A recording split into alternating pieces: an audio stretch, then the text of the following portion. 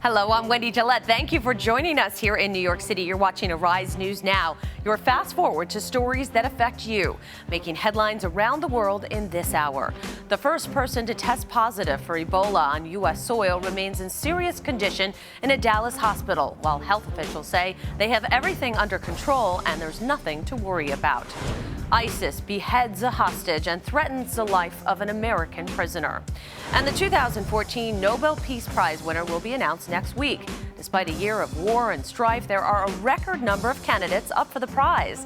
These stories and much more straight ahead.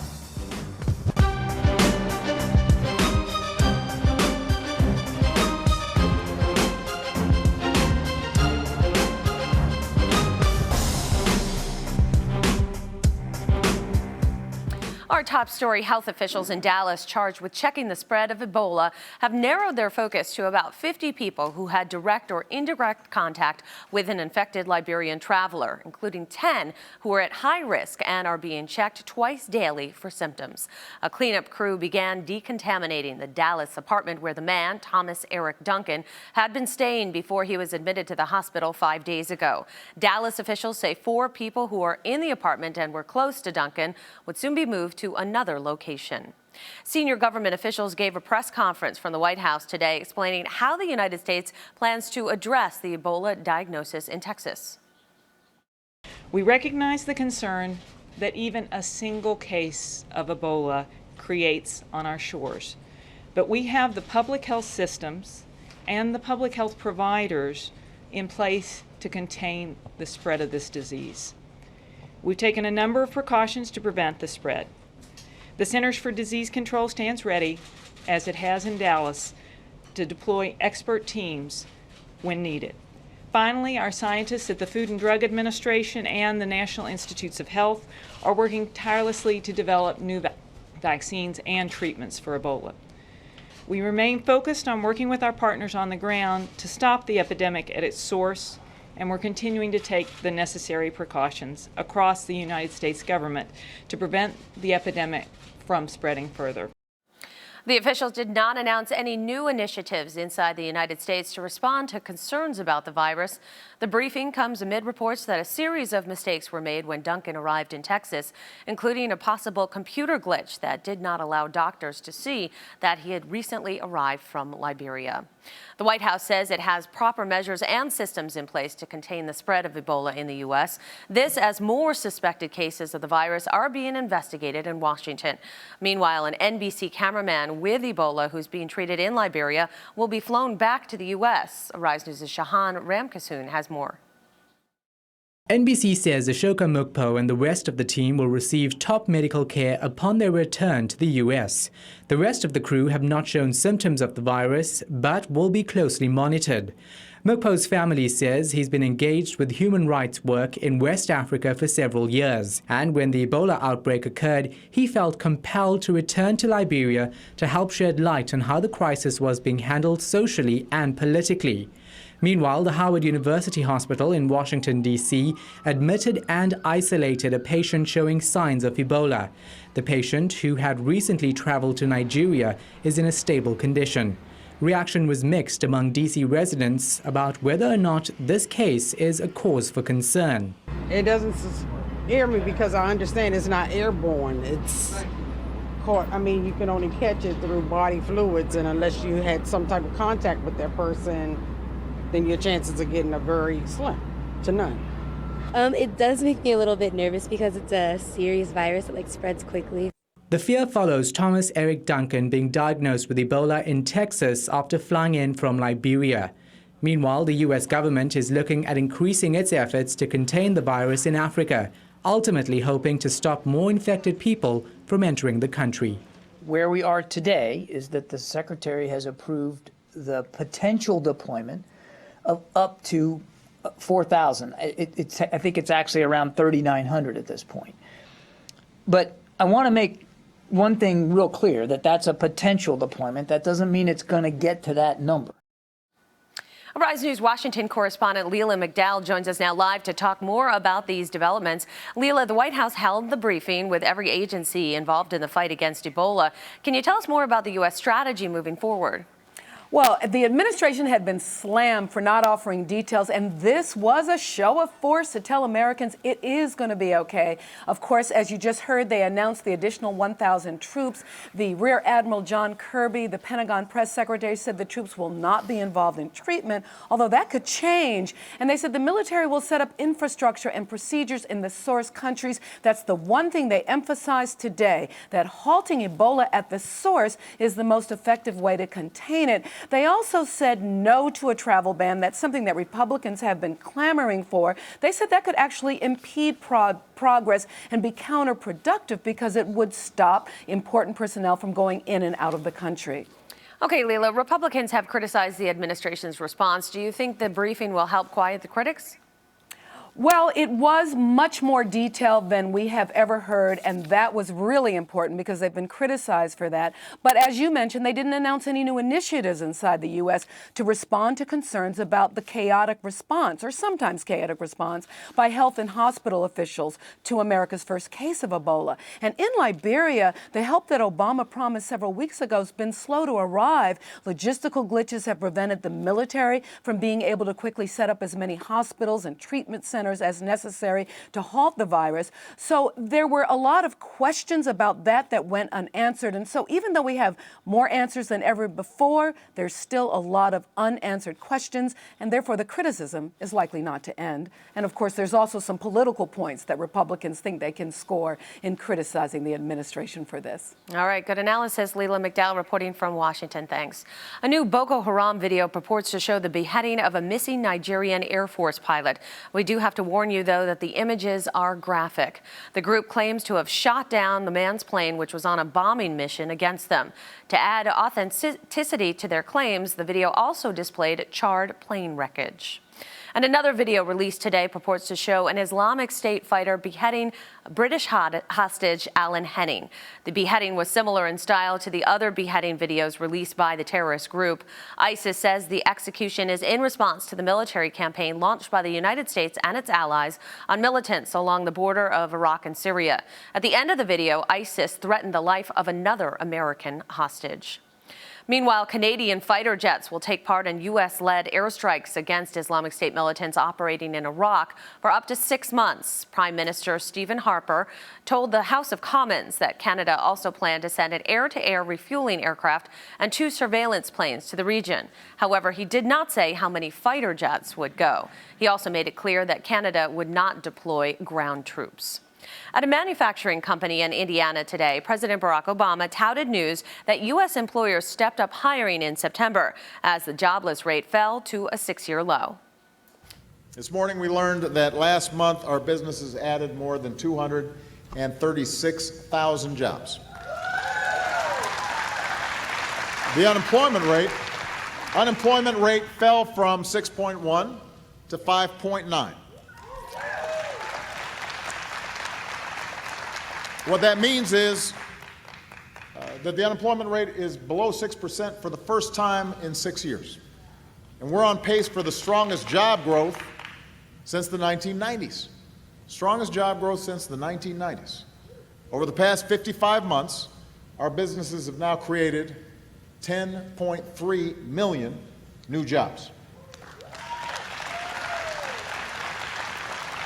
Now that happens to be the longest uninterrupted stretch of job growth in the private sector in American history. And all told, the United States has put more folks back to work than Europe, Japan, and all other advanced economies combined.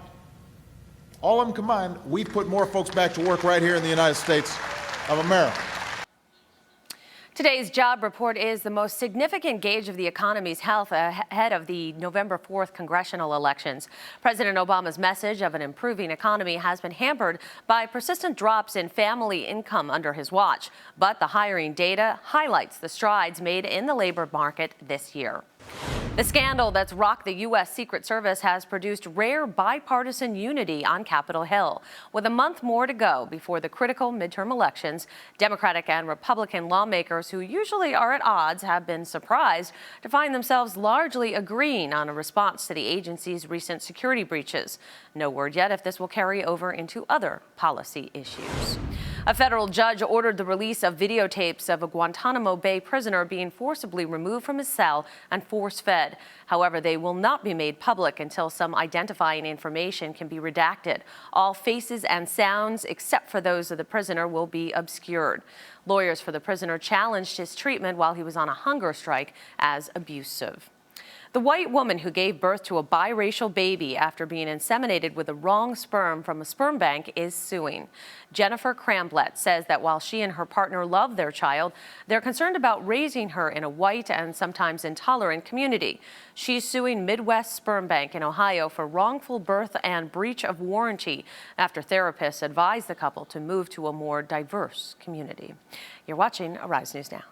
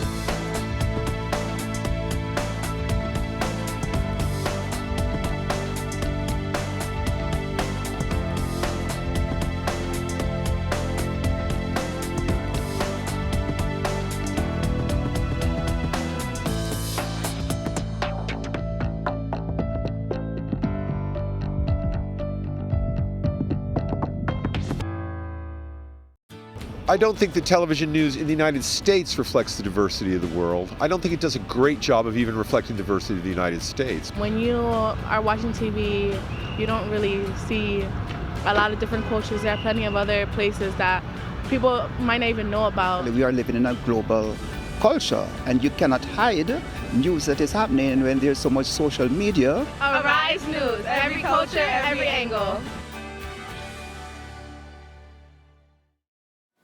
In Donetsk, Ukraine, there were multiple explosions near the airport as fighting between Russian separatists and Ukrainian troops intensified, threatening a fragile ceasefire.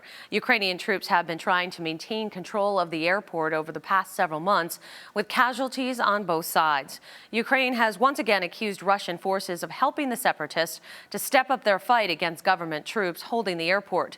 The rebels hold key points inside the city itself, an industrial hub with a pre-war population of about 1 million. For more on this latest escalation of violence in Ukraine, we now go to Arise News correspondent Philip Warwick in Donetsk, who's joining us on the phone. Philip, what's happening there at this hour?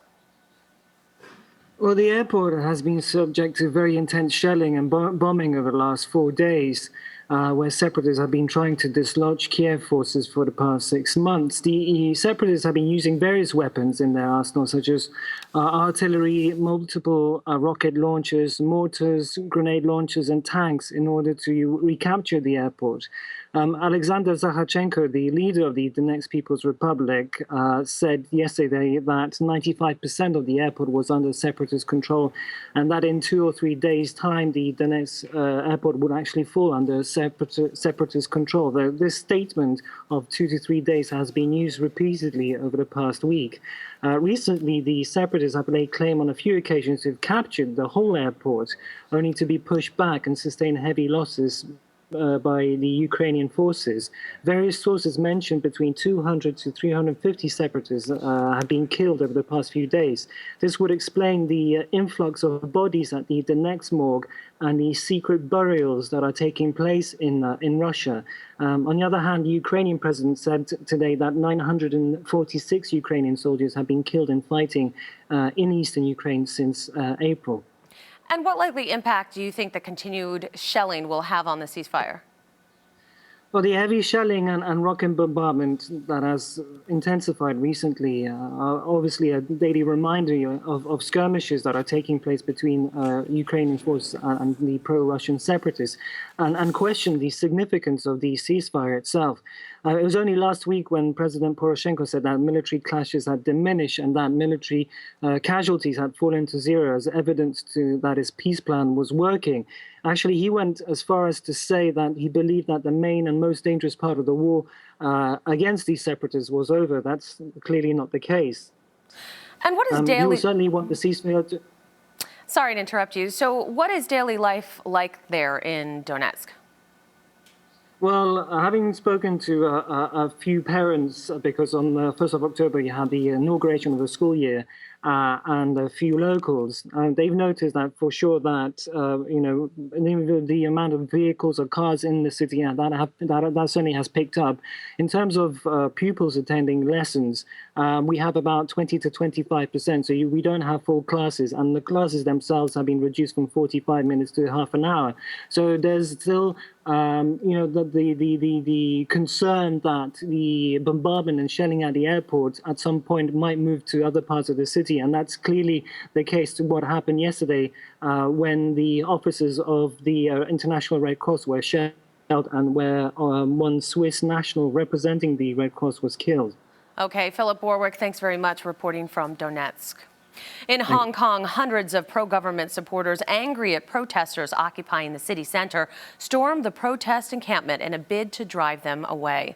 Many protesters were forced to retreat, but did resist the efforts to disperse the crowd.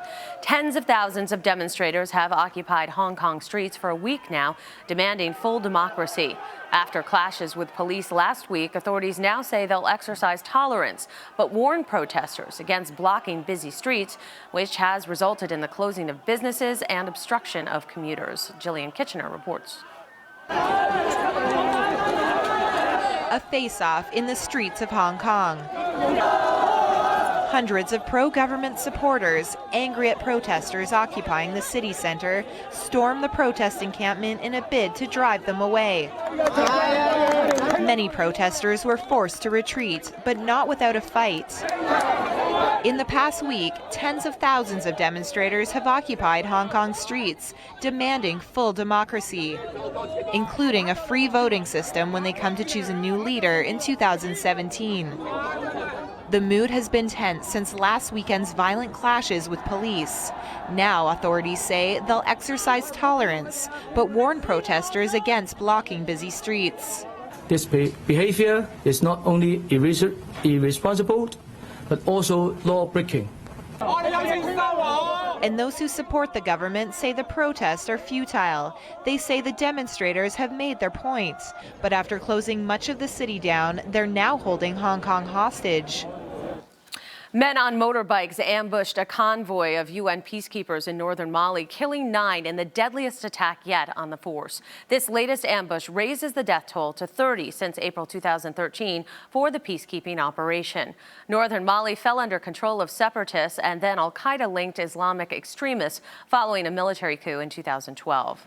Lesotho moved up its 2017 elections in an effort to resolve political tensions between rival factions in the southern African country after an attempted coup in August. The country's prime minister accused the deputy prime minister of helping to plan a coup attempt by the army, which forced him to briefly seek refuge in South Africa. The deputy prime minister and the army deny the allegation. The kingdom will resume parliament on October 17th. A holy festival turns tragic in eastern India. At least 32 people were killed and 15 injured in a stampede during the Hindu festival. A crowd had gathered in the city of Patna for the burning of effigies at dusk, a traditional part of the festival. The stampede started as people were leaving the venue. Police are still trying to determine the cause. During a surprise visit to Kabul, Britain's Prime Minister David Cameron pledged support for Afghanistan's newly sworn-in president and the country's new unity government. He said that Britain is committed to helping Afghans build a more secure and prosperous future. The inauguration this week marked the start of a new era for Afghanistan, with a national unity government poised to confront a resilient Taliban insurgency. Palestinian President Mahmoud Abbas will ask donor countries for $4 billion for Gaza reconstruction after a summer war between Israel and Hamas damaged or destroyed tens of thousands of homes and more than 5,000 businesses. During the 50-day war, Israel launched several thousand airstrikes and unleashed artillery barrages at what it said were Hamas-linked targets in Gaza, while Hamas fired thousands of rockets and mortar shells at Israeli communities. Al-Qaeda-linked Islamist militants in the Philippines say they will behead one of 2 German captives on October 17th unless their demands are met. Jillian Kitchener reports. In a chilling audio recording, an Abu Sayyaf militant in the Philippines says one of 2 German hostages will be beheaded if the group's demands are not met by 3 p.m. on October 17th. They're demanding that Germany stop supporting U.S.-led airstrikes against Islamic State militants in Syria and pay a 250 million peso ransom.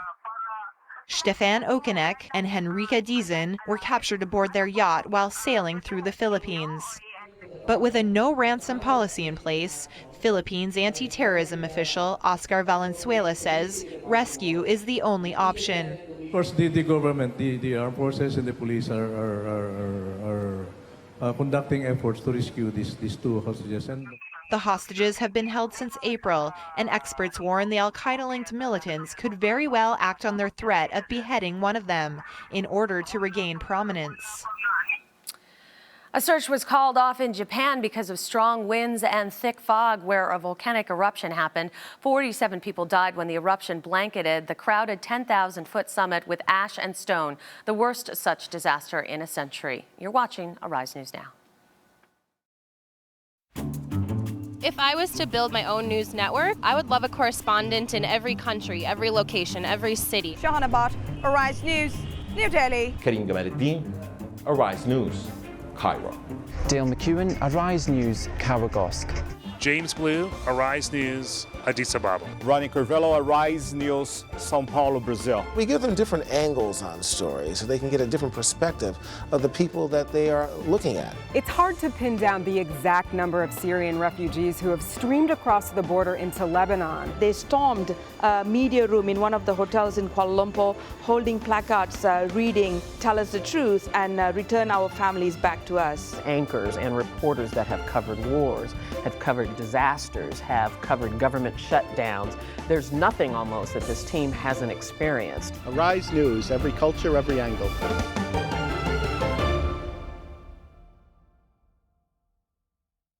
Well, Arise is the only network that really covers comprehensively the African diaspora. It gives people in other parts of the world of color a chance to know about people here in the United States, us to know about them, and the world to know about us.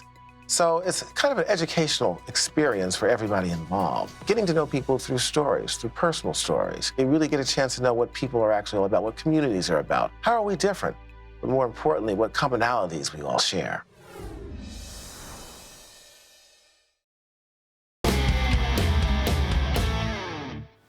In business news, General Motors announced 2 more recalls that affect almost 30 million vehicles in North America. Over 430,000 Cadillac SRXs and Saab 94X SUVs have loose rear suspension nuts that could cause a crash. And the Chevrolet Spark Mini's hood can fly open. GM also told dealers to not sell Chevrolet Colorados and GMC Canyon midsize pickups due to an airbag problem. That makes an astounding 71 recalls for the automaker this year alone. In case you're wondering how tough it is these days to get a mortgage, consider this. Even former Federal Reserve Chairman Ben Bernanke, who now earns at least $250,000 per speech and has a book deal worth at least $1 million, got turned down for a home loan. That's right, the mortgage market is still so tight that even Bernanke is having a hard time refinancing his loan. And you can catch more business news on Arise Exchange every Monday through Friday at 5 p.m. Eastern. That's 9 p.m. GMT. You're watching Arise News Now. If I was building my own news network, I think I'd want broad, in-depth knowledge of important issues throughout the world. I would want to recruit a fairly diverse staff that had different life experiences before they came to news. We want to see how we can help ourselves and help benefit other people, and not just see what's up with the celebrities and where they're going and traveling and buying this and buying that. If I were to build my own news network, it would certainly have to reflect a diversity of culture, because that's the global situation, that's the global reality. I would probably bring a lot of personal stories, really personal stories from the leaders of all countries.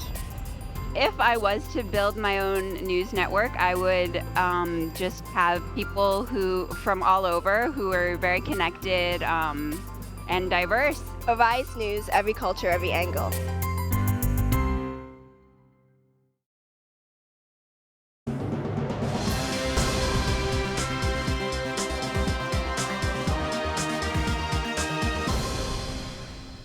In sports news, a Spanish judge rejected an appeal by Lionel Messi over tax fraud charges the Barcelona soccer star is facing. Messi and his father are accused of withholding $5.3 million in unpaid taxes from 2007 to 2009. Messi's father paid more than $6.6 million in 2013 to cover unpaid taxes. They both plan to file a new appeal to a higher court. Rare footage of the 1924 Major League Baseball World Series has been restored by the United States Library of Congress. 8 reels of the deciding Game 7 between the Washington Senators and New York Giants was found in a Massachusetts attic. The find and restoration coincides with the current Washington Nationals returning to the playoffs this week. They'll face the San Francisco Giants. Pretty cool. You're watching Arise News Now.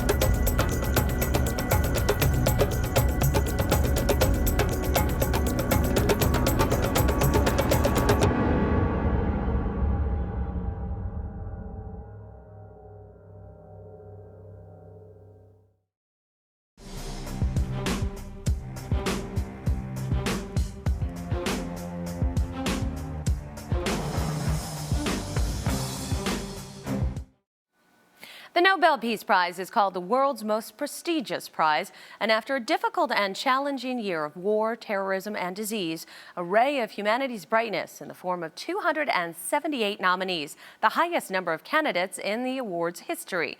This year, the possible winners range from a former president and religious leaders to a teen schoolgirl. Arise News correspondent Gloria Chapa reports. Among the contenders for the Nobel Peace Prize, former U.S. President Bill Clinton, who has brokered various peace deals during his presidency. He founded organizations to improve the lives of people globally and was also hailed for helping to secure the 1998 Good Friday Peace Accord between Protestant and Roman Catholic extremists in Northern Ireland. This has been a magic thing to see unfold. This developing will for peace among the people of Northern Ireland. Pope Francis, the humble Argentinian Jesuit priest, began his papacy with a pledge to make the church humble and available to the people. He appealed for peace in the Israeli-Palestinian conflict, as well as for an end to the civil war in Syria. We are very touched by the tragedies and pains that are especially provoked by the conflicts in the Middle East. I'm thinking first and foremost of the beloved Syria, begun first as a fight between brothers that has lasted 3 years now and has produced many victims, forcing millions to become refugees. Pope Francis, the first's approach has drawn the faithful to his openness and sincerity. 16-year-old Malala Yousafzai was last year's youngest person to be nominated for the Nobel Peace Prize, and this year is again in the running for her work as an education activist. Malala is an internationally recognized symbol of resistance to the Taliban's efforts to deny women rights. Gynecologist Denis Mukwege is considered a front runner for the Nobel Peace Prize this year, after his work with rape victims in the Democratic Republic of Congo. Mukwege spoke at 1 Billion Rising for Justice event, which raises awareness of violence against women, saying that people need to stand together against rape. Other notable nominees include UN Secretary General Ban Ki-moon, American academic Gene Sharp, Uruguay President Jose Mujica, and fugitive U.S. intelligence analyst Edward Snowden. The Nobel Peace Prize winner will be announced on Friday, October 10th. The prize is awarded at a ceremony in Oslo on December 10th.